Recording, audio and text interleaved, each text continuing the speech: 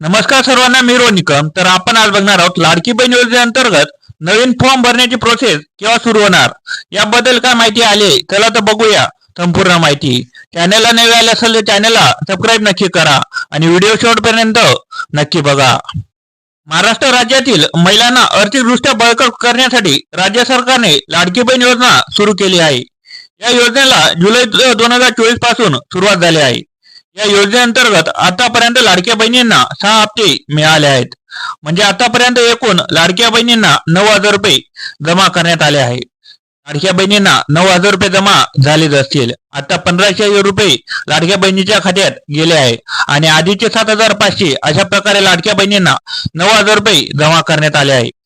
काही महिलांना या योजनेचा फॉर्म भरण्यात उशीर झाला होता, तर काही महिलांनी हा फॉर्म भरलाच नव्हता. या सर्व महिला ही फॉर्म भरण्याची प्रोसेस केव्हा सुरू होणार याची वाट पाहत होती. आता याबाबत मोठे अपडेट समोर आले आहे. लाडकी बहीण योजनेचा फॉर्म भरण्याची प्रोसेस केव्हा सुरू होणार. दिवाळी आणि निवडणुकीच्या पार्श्वभूमीवर लाडक्या बहिणींना 2 महिन्याचा हप्ता एकत्रित देण्यात आला होता.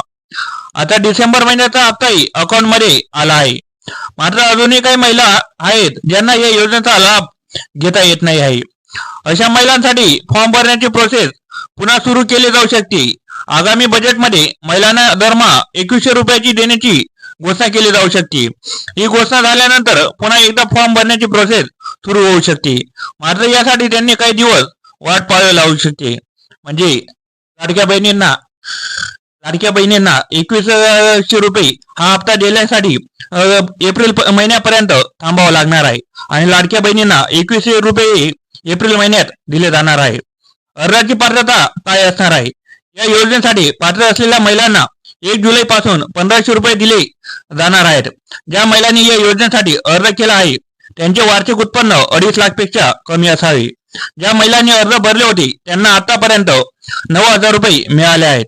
म्हणजे लाडक्या बहिणींना ज्यांनी अर्ज केले होते त्यांना आतापर्यंत 9,000 रुपये दिले गेले आहेत. म्हणजे 7,500 रुपये हे आधी दिले गेले होते आणि यानंतर आता लाडक्या बहिणींना 1,500 रुपये जमा झाले आहेत. या योजनेसाठी आधार कार्ड लिंक असणे गरजेचे आहे. या योजनेचा लाभ घेण्यासाठी तुमचे आधार कार्ड हे बँक अकाउंटशी लिंक असणे गरजेचे आहे.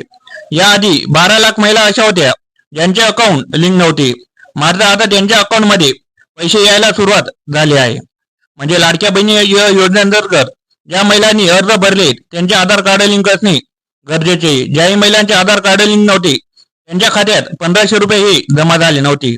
म्हणून लाडक्या बहिणींना टायमावरती हे अडचण आली होती आणि लाडकी बहीण योजनेअंतर्गत पैसे जमा झाले नव्हते.